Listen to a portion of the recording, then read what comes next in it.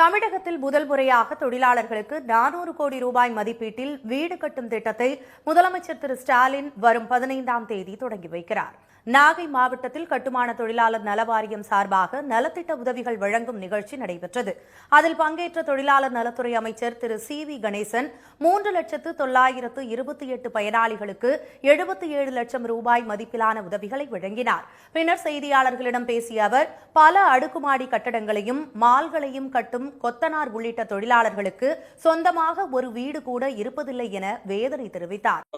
தொடர்ந்து செய்தியாளர்களிடம் பேசிய கட்டுமான தொழிலாளர் நல வாரிய தலைவர் திரு பொன்குமார், திமுக ஆட்சியில் வருடத்திற்கு 1 லட்சம் இளைஞர்களுக்கு அளிக்கப்பட்டு வந்த தொழில் திறன் பயிற்சியை கடந்த 10 ஆண்டுகளாக அதிமுக ஆட்சி முடக்கி வைத்திருந்ததாக குற்றம் சாட்டினார்.